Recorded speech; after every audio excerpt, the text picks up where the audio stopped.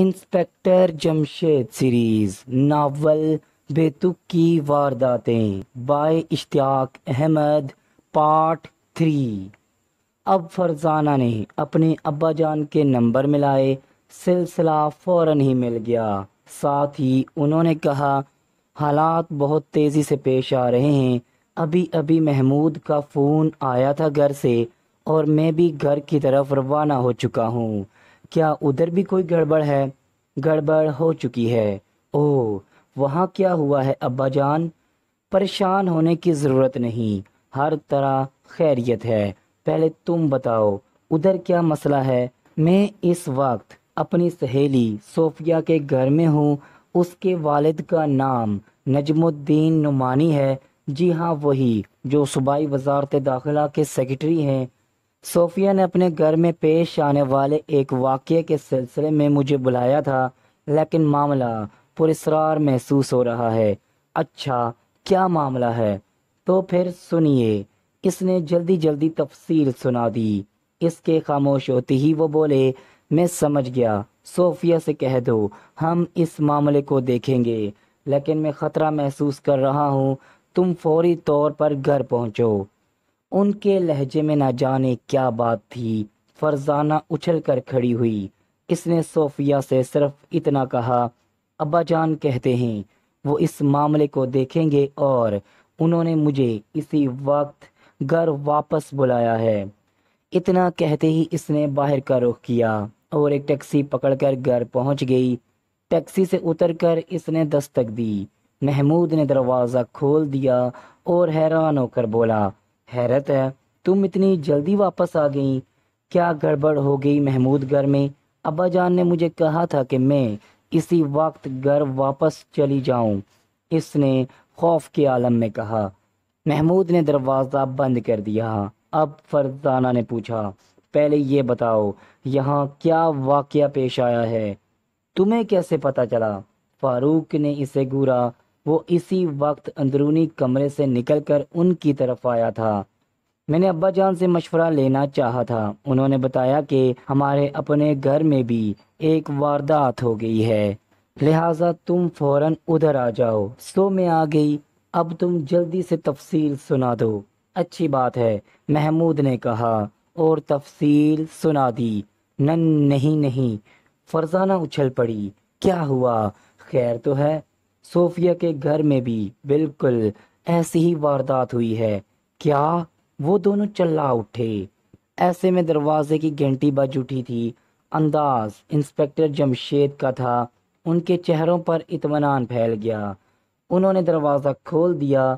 وہ انہیں دیکھ کر مسکرائے، پھر بولے، لائبریری میں چلتے ہیں، بیگم تم چائے لائبریری میں لے آؤ۔ اچھی بات ہے۔ اب وہ لائبریری میں آ بیٹھے۔ پھر انسپیکٹر جمشید نے کہا، میں نے گھر والی واردات سن لی، فرزانہ کی سہیلی صوفیہ کے گھر ہونے والی واردات بھی سن لی، اب تم لوگ زائد نسیم عبدالی کے گھر میں ہونے والی واردات کے بارے میں بھی سن لو۔ یہ بھی وزارت داخلہ کے ایک بڑے سرکاری افسر ہیں۔ جی سنائیے۔ انہوں نے تفصیل سنا دی۔ ان تینوں کے چہروں پر بلا کی حیرت دوڑ گئی۔ فرزانہ بڑبڑانے کے انداز میں بولی، تب پھر آپ نے کیا سوچا ہے؟ یہ کیا چکر ہے؟ پہلے ہم اپنے گھر کی تلاشی لیں گے، دیکھیں گے کہ وہ کچھ لے گیا ہے یا نہیں۔ ہم چیک کر چکے ہیں، کوئی چیز نہیں گئی۔ میں بھی اپنا اطمینان کرنا چاہتا ہوں۔ چلیے پھر۔ وہ پہلے ڈرائنگ روم میں آئے۔ پورے ڈرائنگ روم کی بہت اچھی طرح تلاشی لی گئی۔ یہاں سے فارغ ہو کر وہ اپنے کمرے میں آئے اور تمام چیزوں کو چھان پھٹک کر دیکھا۔ آخر انہوں نے کہا، کوئی چیز گم نہیں ہے۔ تب پھر ان وارداتوں کا مقصد؟ فاروق نے سوال کیا۔ اور وارداتیں بھی ایک دو نہیں، پوری 3۔ زائد نسیم عبدالی کے ہاں ہوئی، ہمارے ہاں ہوئی اور نجم الدین نعمانی کے ہاں ہوئی، بالکل ایک جیسی وارداتیں۔ ان میں گھر کی کوئی چیز چرائی نہیں گئی، لیکن کچھ تو ہے ان واقعات کے پیچھے۔ فرزانہ کہتی چلی گئی، کیا تمہارے پاس اس سوال کا جواب ہے؟ انسپیکٹر جمشید نے محمود کی طرف دیکھا۔ ہمیں سوچنے کی مہلت دیں ابا جان۔ محمود مسکرایا۔ ٹھیک ہے، تم بھی غور کرو اور میں بھی غور کرتا ہوں۔ اس کے بعد چاروں سوچ کے سمندر میں اتر گئے۔ آخر کچھ دیر بعد فرزانہ نے کہا، ابا جان کیا آپ سے ایک بات پوچھ سکتی ہوں؟ اس کے بعد میں آپ کے سوال کا جواب دینے کی کوشش کروں گی۔ ہاں پوچھو، آپ نے اچانک خطرہ کیوں محسوس کیا تھا؟ زاہد نسیم آبدالی نے ابھی واردات کے بارے میں بتانا شروع ہی کیا تھا کہ محمود کا فون آ گیا۔ اس نے گھر میں ہونے والی واردات کے بارے میں بتایا، وہ بھی بالکل ویسی ہی واردات تھی۔ ایسے میں تم نے فون پر نجم الدین صاحب کے گھر میں ہونے والی واردات کے بارے میں بتایا، لہٰذا فوری طور پر ذہن میں یہی بات آتی ہے کہ یہ کوئی خوفناک چکر ہے اور کہیں ہم اس چکر کی لپیٹ میں نہ آ جائیں۔ تم تو وہاں تھی بھی اکیلی، یعنی محمود اور فاروق ساتھ نہیں تھے، اور ادھر نجم الدین صاحب اس سلسلے میں کسی سے بات کرنے کے لیے تیار نہیں تھے۔ بس ان حالات میں میرا خطرہ محسوس کرنا قدرتی بات تھی۔ چلیے یہ تو ہوا، لیکن کیا اب آپ عبدالی صاحب کے گھر جائیں گے؟ کیونکہ آپ نے بتایا تھا کہ محمود کا فون ملنے کے بعد آپ ان سے ملاقات ادھوری چھوڑ کر وہاں سے چل پڑے تھے۔ مجھے جانا تو ہے، پھر آپ کب جائیں گے وہاں؟ بس ابھی چلتے ہیں، لیکن پہلے تم ان وارداتوں کے مقصد کے حوالے سے اپنا اپنا خیال بتا دو۔ تو پھر سنیے، میں اس نتیجے پر پہنچی ہوں کہ اس نامعلوم شخص کو کسی خاص چیز کی تلاش ہے، اور غالباً ابھی تک وہ چیز نہیں ملی۔ اسے جس جس گھر میں اس چیز کے ملنے کی امید ہے، وہ وہیں یہ واردات کر رہا ہے۔ اتنی بات تو ہر شخص سمجھ سکتا ہے۔ فاروق نے برا سا منہ بنایا۔ تب پھر جتنی بات ہر شخص نہیں سمجھ سکتا وہ تم ہی بتا دو، فرزانہ چڑھ کر بولی۔ ہاں کیوں نہیں، جن گھروں میں اس نے وارداتیں کی ہیں ان گھروں میں اسے کسی چیز کی تلاش نہیں تھی، بلکہ فاروق کہتے کہتے رک گیا اور فرزانہ کی طرف دیکھ کر مسکرایا۔ کیا بات ہے، رک کیوں گئے؟ محمود نے اسے گھورا۔ بلکہ اس نے ان تینوں گھروں میں ہونے والی بات چیت سننے کے لیے سراغ رسانی کے خفیہ آلات یعنی ٹرانسمیٹر وغیرہ نصب کیے ہیں۔ کیا؟ ان تینوں کے منہ سے نکلا۔ ان کے چہروں پر حیرت پھیل گئی۔ پھر انسپکٹر جمشید نے پرجوش انداز میں کہا، اس بات کا زبردست امکان ہے، ٹھہرو۔ اور پھر پروفیسر داؤد کے نمبر ملائے۔ سلسلہ ملنے پر فوراً بولے، السلام علیکم پروفیسر، ہمارے گھر پر آپ کی فوری ضرورت پیش آ گئی ہے، آپ ذرا فوراً یہاں آ جائیں، بہت ضروری کام ہے، اور جاسوسی کے ننھے منھے خفیہ آلات کا سراغ لگانے کا سامان ساتھ لے کر آئیں۔ خیال ہے کہ ہمارے گھر میں جاسوسی آلات نصب کیے گئے ہیں، اس کے بعد شاید ہم ایک دو اور گھروں میں بھی جائیں گے۔ فکر نہ کرو جمشید، سمجھ لو میں پہنچ گیا۔ یہ ہم کیسے سمجھ سکتے ہیں جبکہ ابھی آپ یہاں پہنچے نہیں؟ انسپکٹر جمشید نے ہنس کر کہا۔ ٹھیک ہے، تھوڑی دیر بعد سمجھ لینا، دوسری طرف سے ہنس کر کہا گیا، اور فون بند ہو گیا۔ جلد ہی وہ آ گئے۔ ان کے ساتھ ان کے دو متحد بھی تھے۔ انہوں نے اپنا کام شروع کر دیا۔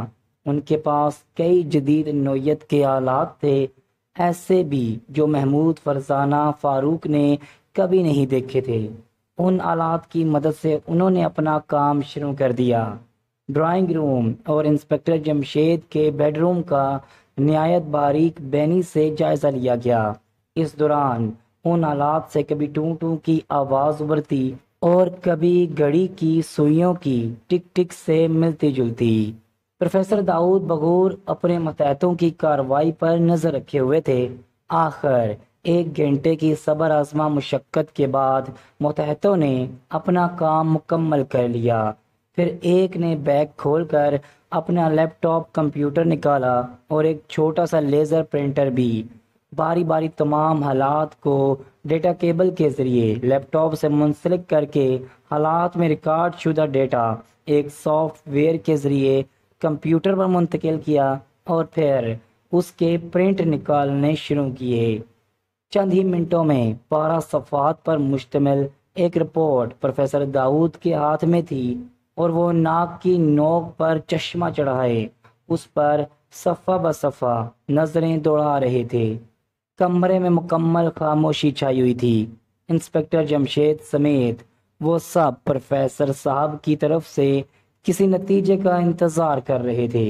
پروفیسر داؤد کی معیت میں معمولی سا وقفہ اس وقت آتا تھا جب وہ اپنے سامنے پلیٹ میں رکھے سموسوں میں سے ایک اور اٹھانے کے لیے ہاتھ بڑھاتے تھے اور پھر ان کے منہ سے نکلا او او حیرت۔ وہ چونک کر ان کی طرف مڑے۔ پروفیسر داؤد کے چہرے پر جوش تھا۔ اللہ کا شکر ہے آپ نے او او تو کہا، فاروق نے خوش ہو کر کہا۔ اسی وقت پروفیسر داؤد نے ہونٹوں پر انگلی رکھ کر انہیں خاموش رہنے اور کمرے سے باہر نکل آنے کا اشارہ کیا۔ وہ سب باہر ٹی وی لاؤنج میں آ کر جمع ہو گئے۔ اب پروفیسر بولے، تمہارے گھر میں جمشید واقعی اسراغ رسانی کے لیے 1 ملی میٹر سائز کے نہایت ہی چھوٹے ٹرانسمیٹر نما آلات نصب کیے گئے ہیں۔ ان کے ذریعے اس گھر میں ہونے والی بات چیت کسی جگہ صاف طور پر سنی جا رہی ہے۔ آلات بہت مہارت سے لگائے گئے ہیں، بس یوں سمجھ لو میں بھی انہیں مشکل سے تلاش کر سکا ہوں۔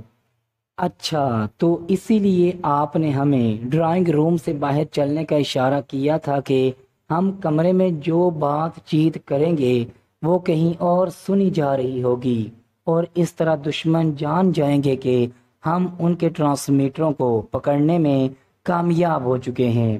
بالکل یہی بات ہے، اور اب ہم واپس ڈرائنگ روم میں جائیں گے اور میں تم کو ایک اور ڈیوائس کے ذریعے یہ خفیہ ٹرانسمیٹر دکھاؤں گا۔ خیال رہے کہ ڈرائنگ روم میں جا کر ہم آپس میں بات چیت نہیں کریں گے۔ یہ کہہ کر پروفیسر داؤد نے اپنے ایک ماتحت سے کچھ کہا۔ اس نے اپنا بیگ کھولا اور ایک چھوٹی سی خوردبین مائکروسکوپ نکال کر ان کی طرف بڑھائی۔ انہوں نے اسے ہاتھ میں لیا اور ڈرائنگ روم میں داخل ہوئے۔ ایک کے بعد ایک اس میں نصب 2 بٹن دبائے۔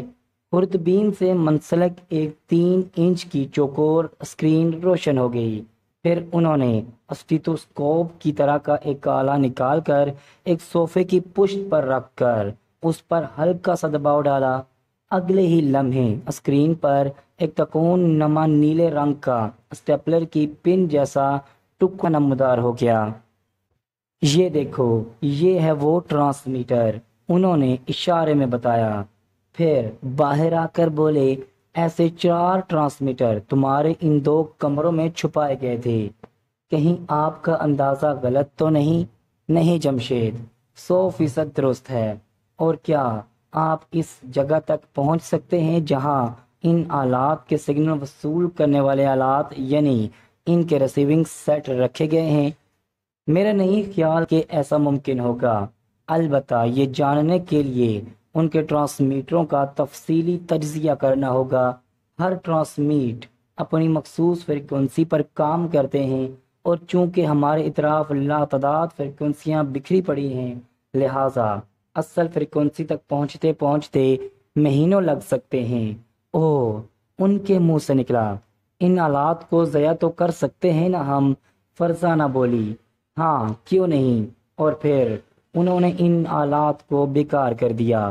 اب آپ کو ہمارے ساتھ چلنا ہے زاہد نسیم عبدالی کے ہاں۔ وہ جو سیکرٹری ہیں وزیر اعلیٰ کی؟ انہوں نے حیران ہو کر کہا۔ ہاں وہی۔ تو کیا ان کے گھر میں بھی ایسا کیا گیا ہے؟ شک تو یہی ہے۔ ویسے اسی انداز میں اور ایک گھر میں بھی کارروائی کی گئی ہے۔ وہ گھر کس کا ہے؟ نجم الدین نعمانی کا۔ اوہ، ان کا تعلق بھی امور داخلہ سے ہے؟ ہائیں، عبدالی اور نعمانی دونوں کا تعلق امور داخلہ سے ہے؟ کیا یہ حیرت کی بات نہیں ہے؟ لیکن پروفیسر انکل، ہمارا تو نہیں ہے۔ محمود مسکرایا۔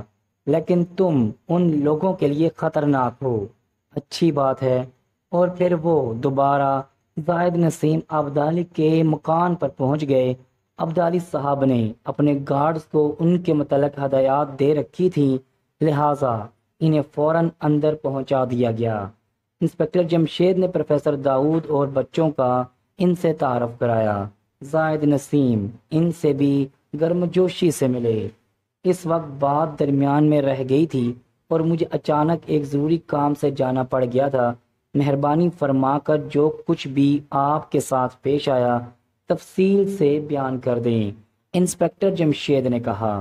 اچھی بات ہے۔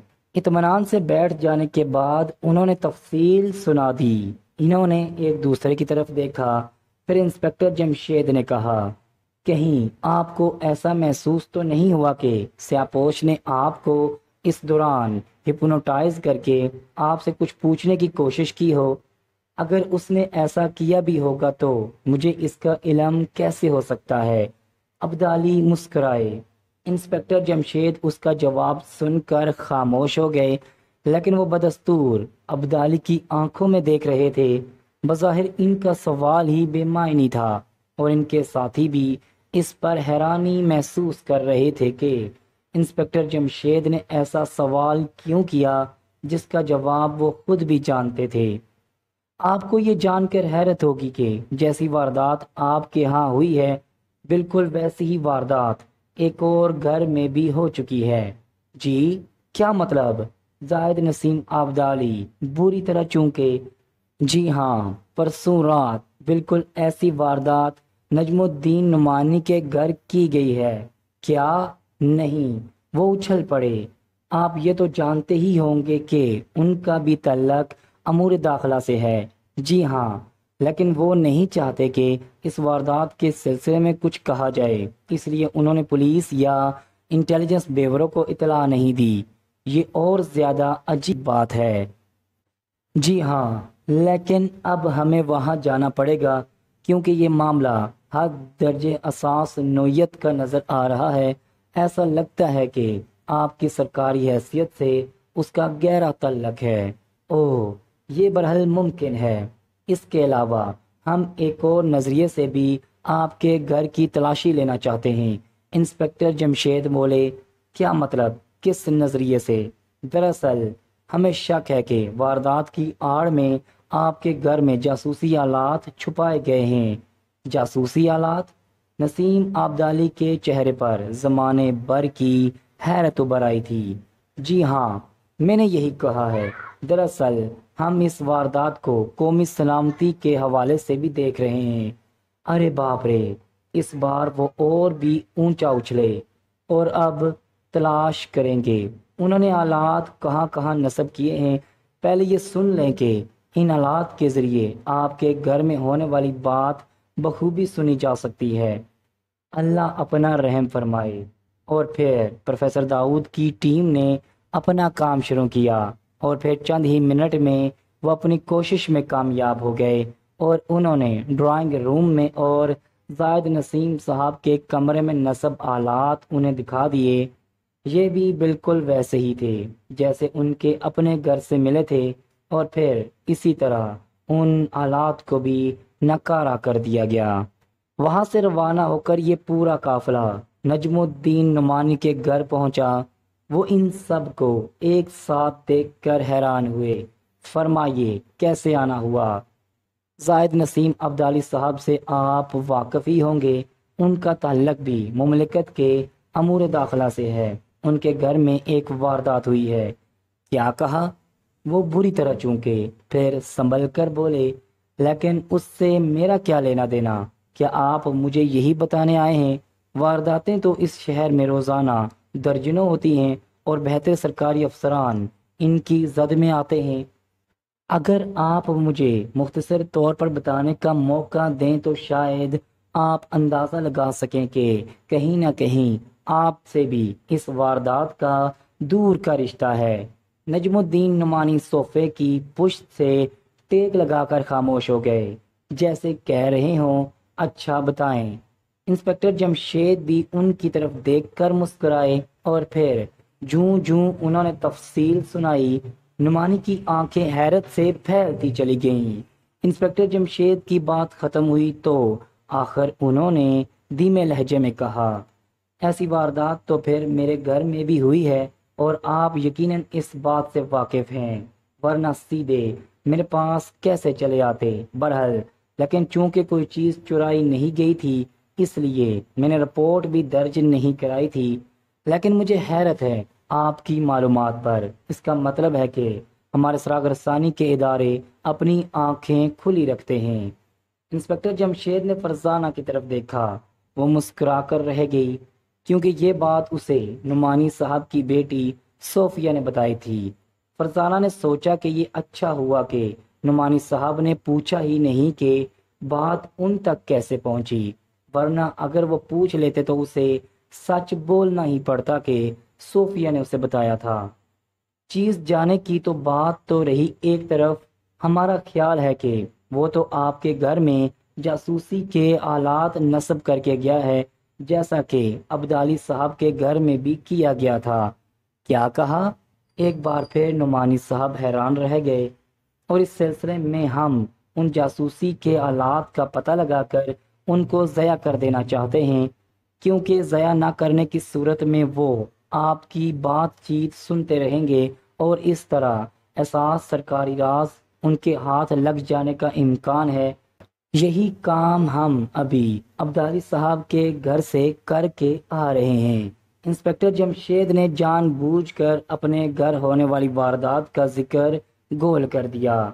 خوشی سے تلاش کریں اور ضائع کریں۔ پہلے تو میں اور وجہ سے پریشان تھا۔ دراصل میں جاننا چاہتا تھا کہ اس واردات کا مقصد کیا ہے۔ مقصد سمجھ میں آ نہیں رہا تھا۔ بہت خوب، شکریہ۔ اب پروفیسر صاحب کی ٹیم نے اپنی ٹیکنالوجی کی مدد سے یہاں بھی چیکنگ شروع کی اور یہاں بھی ڈرائنگ روم اور نجم الدین نعمانی کے بیڈ روم میں سے آلات مل گئے۔ ان کو دیکھ کر نجم الدین کی آنکھیں حیرت سے پھیل گئیں۔ حیرت ہے، کمال ہے، اللہ کا شکر ادا کریں۔ انسپکٹر جمشید مسکرا دیے۔ بالکل، اللہ کا لاکھ لاکھ شکر ہے۔ ہو سکتا ہے کہ تفتیش کے سلسلے میں آپ کو بار بار زحمت دینی پڑے اور آپ کے گھر آنا پڑے۔ ضرور، کیوں نہیں، میری عزت افزائی ہوگی، نعمانی صاحب نے پرتپاک لہجے میں کہا۔ ویسے میں تو پہلے بھی آپ کے گھر آ چکی ہوں، صوفیہ میری کلاس فیلو ہے۔ بھائی بہت خوب۔ پھر رسمی گفتگو کے بعد انہوں نے اجازت چاہی۔ وہاں سے ان کا ارادہ گھر جانے کا تھا۔ پروفیسر داؤد بھی اپنی ٹیم کے ساتھ جربگاہ کی طرف روانہ ہو گئے، لیکن جاتے جاتے گاڑی روک کر آواز لگائی، بابی سے کہنا جمشید میرے لیے سموسے تیار کر کے رکھیں، میں بہت جلد کھانے آؤں گا۔ بھائی واہ، بڑی ہی مزیدار سموسے تھے۔ پھر وہ ہاتھ ہلاتے ہوئے رخصت ہو گئے۔